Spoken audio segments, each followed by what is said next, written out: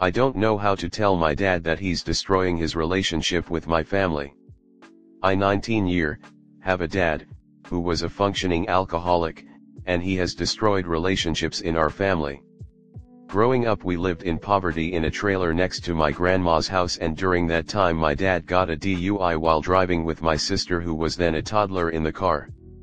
He's always had drinking issues and would never assault us, but wouldn't verbally talk down on us, and destroyed our self-esteem. Fast forward to my senior year of high school. I was taking concurrent classes and discovered my love for philosophy, and started to become religious after reading St. Thomas Aquinas. My dad at this point went through withdrawals, as he had tried to stop drinking for a couple days and wound up in the hospital. I was told that he had a slim chance of living, and I had begged to God to save my father's life, because while he had treated me and my sister poorly, I still love him a lot. He managed to recover and didn't remember anything about his withdrawals or his time in the hospital. After this, I had applied to a private university within my state, and got accepted with almost all of it paid off, with the exception of having to take out a small loan that was less than $10,000. My dad at this point was making close to 6 figures at the steel shop that he was working at, with my stepmom working at a hospital, so I figured that they could at least help me out with it. I'd even taken up a full-time job on top of my part-time job over the summer to help save up a little bit of money to use while in college. I wasn't home a whole lot, so I didn't really do much around the house, because anytime I was at the house I was sleeping because of how exhausted I was after I had asked my parents to sign off on the loan, which I had every intention of paying. They told me no because they didn't trust me with actually making payments, and that I wasn't ready for college, and that I was making good money at the steel shop that I was working at, so they thought it was a dumb decision. They then took away the car that I was paying off that was in their name, and left me to fend for myself. When it came to food, and finding a way to get to work, I enrolled at a small university and moved out of my parents' house to live with my girlfriend of 3 years, who has been very supportive of me going through college. I managed to smooth things over with my parents, and up until now things have been going pretty decently. I love my sister, but they have always treated her better than they did with me. They were always help my sister and brother-in-law whenever they needed anything, pay for their meals, give them their gifts during holidays and birthdays, and left me and my girlfriend stuck in the mud when it came to just about anything. Well, my sister had my newborn niece earlier this year, and my parents have been really excited about it and bought loads of baby stuff. But during the pregnancy, they were very overbearing when it came to the baby shower, watching my niece, etc. When my sister and my niece, they didn't allow my parents to visit her that often because she had a heart condition, and also because my parents are just too much. My parents wanted to talk to my sister and brother-in-law and my aunt to figure it out, but I just ended up in a pissing match where my dad and stepmom so that they didn't care about them, and that they never let them see my niece, my aunt, and try to be kind of the mediator between them, until my dad started going off on her, saying that my cousin was an autistic. This resulted in a physical altercation with my aunt beating the crap out of my dad and cutting ties with him. My sister and brother-in-law have now distanced themselves from my parents, and I have gotten better treatment from my parents with almost the same things that they did with my sister. I hate knowing that I was just a backup in case things and work out well with her. My parents are now considering moving to another state, escape the drama with my family that they caused leaving me behind, even though they pretty much said that I was the only family that actually cared about them. I don't know how to tell my dad that he's been an asshole and that what he's been doing is wrong. I'm not afraid of my dad trying to hurt me because I am bigger and have practiced boxing after I left to be able to defend myself. I am more afraid of losing my father from my life because I love him even though he's been rude and destructive. This may not be the most well organized, but I just don't know how to convey my thoughts correctly. I would appreciate any advice on what to do with the situation because, well, I want to tell him that this is all his fault and that he's just making things worse. I don't know how to tell him that, and frankly, I'm not sure if I should even tell him that, or let him leave without saying a thing. Thank you. Comnet. Well, first off let me say I have been in your situation, not exactly the same but close. My dad is an alcoholic and he treated me and my two brothers like garbage. My dad also got a DUI driving drunk and injured my brother doing so. It wasn't the first or last time he would drive drunk. He beat on my mom and on me when I tried to stop her beatings. Addicts are selfish, and point blank your dad being a narcissist will not change. You need to figure out if it's worth staying in contact with him. Telling him how you feel would make you feel better, but it won't change how he is as a person. Writing it helps get it out, but you know now that you can survive and thrive on your own without his help. If telling him off will make you or your family's life worse, I don't know if I would do it. How much would you lose if you didn't have your father around? You know he is toxic. On top of that, you have came this far with your girlfriend being the only real support. She's your rock.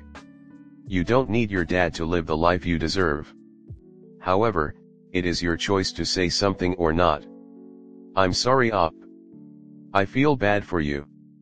I wish I felt like making an effort to keep your absolutely terrible parents in your life would be a good thing for you, but these people are set in their ways, they are narcissistic and they really don't care about you. They're being nice to you now to point out to your sister what she is missing, and this is also an attempt to keep you on their side. They are going to hurt you, emotionally, and they will keep doing it as long as you let them. The things they did to you were inexcusable. I know it's hard and you just want them to love you, but they don't. People who love you don't act the way they did. They tried to keep you down and affect your future by trying to keep you out of college. They actively sabotaged your opportunities. They took away the car you had been paying for and wouldn't even feed you. I'm proud of you for doing what you needed to do to go anyway. When you don't let them run over you and you set boundaries, they will treat you the same way they have treated your sister. There's a good chance you will have a difficult time maintaining a relationship with a partner that cares for you because they will be so outraged about the way your parents treat you. I'm making these assumptions because my mom was this person. I don't speak to her anymore. Please check with your school and see about getting some therapy through them to help you with this. I wish you the very best, Op. You seem like a sensitive and caring person. Next story 2. Simply a crazy high school backstabbing friend story. This happened a while ago, but me and my two closest friends were mutual best friends with another girl.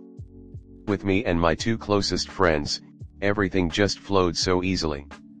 We hardly argued, and when we did, we were able to communicate and solve the issue easily. But with the other friend, it was always rocky. She got along with everybody else in the group just fine, except me. Me and her would get into arguments about things that I do that upset her, one of them being cursing, which she didn't like, and I apologized and took accountability, saying I will not curse in front of her, and I respected the way she felt about it. She had said something along the lines of if I did not stop completely then we could no longer be friends. I said I wouldn't, and we continued being friends. She had also complained to my friends several times about my romantic life, saying she didn't like that I had had more than one boyfriend in 1 year. They had told her it wasn't her place to judge someone like that since it wasn't her life, and we continued on as friends. Over time, situations like that kept happening where I was discussed by her and only her to my two closest friends, one of them my cousin, regarding my life and my relationships that in no way, shape, or form affected her, so I distanced myself from her simply because telling her personal things about myself constantly resulted in her talking negatively about me. It wasn't until we were all invited to participate in my friend's quinceañera that things turned worse.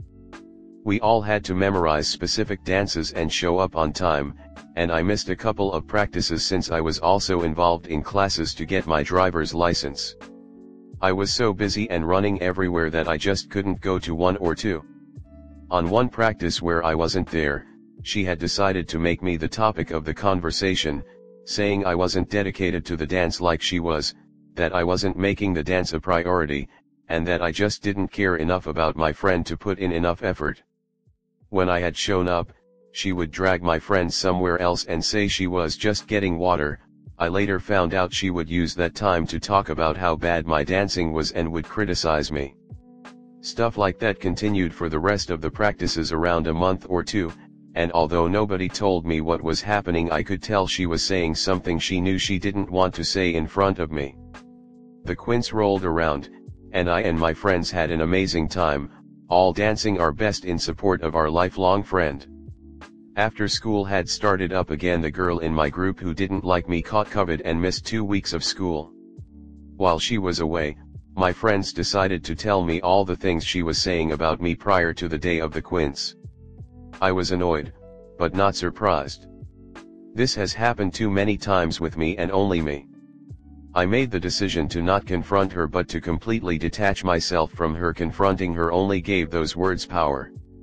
Weeks went by of petty arguments and several times of her storming away from our lunch table over me not giving in to her poor me, my life is unfixable pity parties, until I got called from the counselor's office. I had also heard through a friend that was also friends with her that she wanted to fight me, which was like WTH. Over this, I got into the counselor's office and she was on the couch crying with a box of tissues.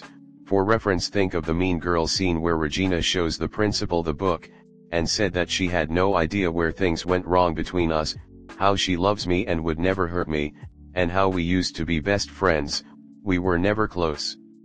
I explained all of the things she had said about me, resulting in her rolling her eyes and accusing my friends of not being loyal to her, and decided to bring up old mistakes I had made separate from our friendship, trying to get me to react.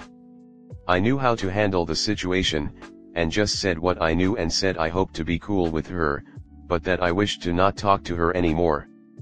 The counselors agreed with me and said she sounded threatened by me, God knows why anybody would, and she moved schools after that for about 6 months until she came back and began dating my ex-boyfriend. He's a 16-year-old pedophile, hence why he's the ex, and she decided to date him anyway. I don't like her, but I genuinely wish good things for her. She deserves to get out of that toxicity and grow from it.